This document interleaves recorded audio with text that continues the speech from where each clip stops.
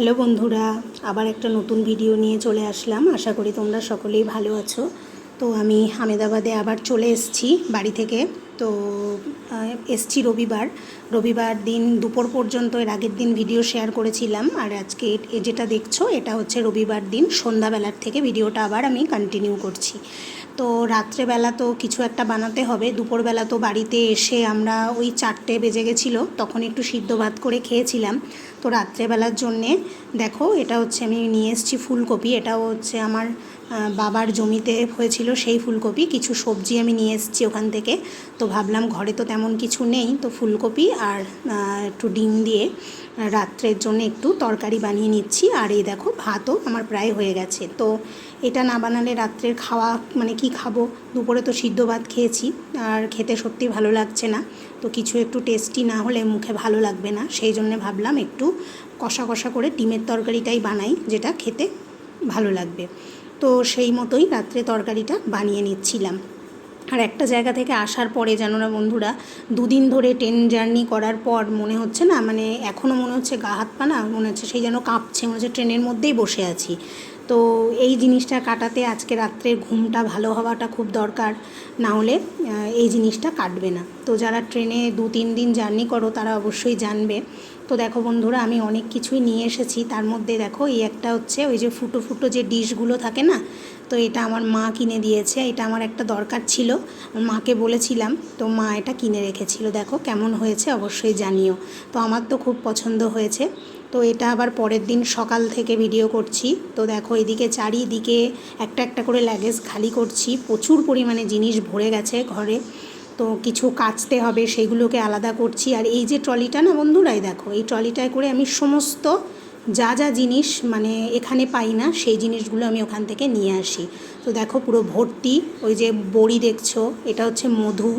এটা হচ্ছে মানে আমার বাপের বাড়ির ওখানে আমার দাদা গাছ থেকে ভেঙেছিল সেই একদম খাঁটি মধু। এটা হচ্ছে কুলের আচার। এগুলো সব আমার মা প্যাক করে করে দিয়েছে। আর ওই দেখো, এই দেখো এখানে কাসুন্দি পাই না, তো একটা কাসুন্দিও নিয়ে এসেছি। আর এরকম অনেক জিনিস রয়েছে নিচে, দেখাতে পাচ্ছি না।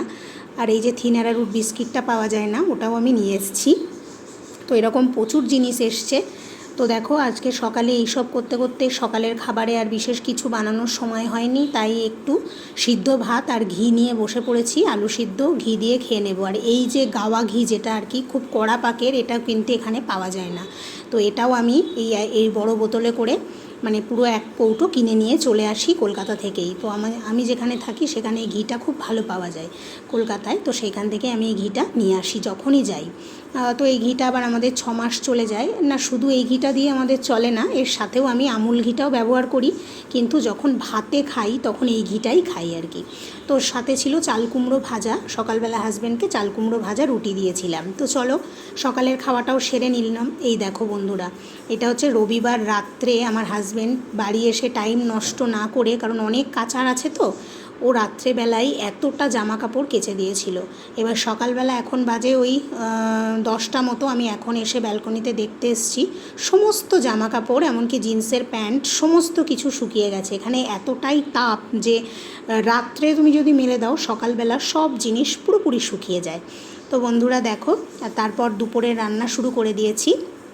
তো বন্ধুরা, আমার ভিডিওগুলো তোমরা যারা দেখছো, তোমাদের যদি ভালো লাগে অবশ্যই কিন্তু সাবস্ক্রাইব করে পাশে থেকো, আর কমেন্ট করতে কিন্তু একদম ভুলো না, আর একটা লাইকও দিয়ে দিও, তাহলে আমারও ভালো লাগবে। তো দেখো, তারপর বললাম যে এখনও তো বাজার হয়নি। সোমবার আজকে হাজব্যান্ড অফিসে গেছে, তারপর বাজার করে নিয়ে আসবে। আর এখানে তো জানো রবিবার ছাড়া মাছ মাংস কিছু পাওয়া যায় না। তো যেহেতু রবিবারটা আমাদের মিস হয়ে গেছে, তো এক সপ্তাহ আমাদেরকে এই নিরামিষভাবেই চালাতে হবে। তো সেই জন্যে বানিয়ে নিচ্ছি পটল আলু সয়াবিন দিয়ে একটা কষা কষা করে তরকারি। তো এটা হলেই আমাদের দুপুরের খাওয়া হয়ে যাবে। বন্ধুরা, স্নান করে চলে এসেছি। তো আজকে অন্য কাজই বেশি ছিল, মানে এত লাগেজ এত সমস্ত নিয়ে এসেছি, সেগুলো গোছানো কাছাকাছি। তো রান্নাটা আজকে খুবই সিম্পল করেছি গরমে। তো কি কি করেছি চলো দেখাই। দেখো, ভাত তো সকালেই করে নিয়েছিলাম একবারে। আর করেছি এদিকে এই যে সকালে চাল কুমড়ো ভাজা করেছিলাম, একটু আছে। আর এই যে করেছি একটু ডাল সিদ্ধ একদম প্লেন করে। আর করেছি তার সাথে কাঁকরোল গোল গোল করে ভাজা। তো কাঁকরোলটা নিয়ে এসেছি ওখান থেকে। আর এই যে করেছি দেখো পটল আলু সয়াবিনের নিরামিষ তরকারি। তো কাঁকরোলটা এখানে পাওয়া যায় না, কাঁকরোলটা আমি নিয়ে এসেছি কলকাতা থেকে 2 কিলো মতো। তো এই হচ্ছে আজকে রান্না ছিল। আর এই দেখো লেবু নিয়ে নিয়েছি, খুব সুন্দর করে খাওয়াটা মানে জমে যাবে, বুঝেছ? তো চলো খেয়ে নিই। তারপর বন্ধুরা দেখো একদম দেখা হচ্ছে, এখন বাজে হচ্ছে ওই 7:30। হাজব্যান্ড অফিস থেকে চলে এসছে, দেখো কত কিছু বাজার নিয়ে এসছে, সবজি থেকে শুরু করে যা যা ঘরে ছিল না, ডিম, তারপর আলু থেকে শুরু করে এত কিছু। দেখলে করলাগুলো কত বড় বড়, এত সুন্দর সুন্দর এখানে করলাগুলো পাওয়া যায়। আর এই যে এনেছে নোটে শাক, ওই দেখছো লাউ, কুঁদরি, ভেন্ডি, তারপর ডাঁটা, আর এনেছে কুমড়ো, টমেটো, এরকম অনেক সবজি হচ্ছে নিয়ে এসছে। কারণ প্রতিদিন তো মার্কেট করা সম্ভব হয় না এখানে, যেহেতু একটু দূরে থাকে মার্কেট, তো সেই জন্য ও আজকে একেবারে অনেকটা বাজার করে নিয়ে চলে এসছে। তো ভিডিওটা এখানেই শেষ করছি। সকলে ভালো থেকো, সুস্থ থেকো।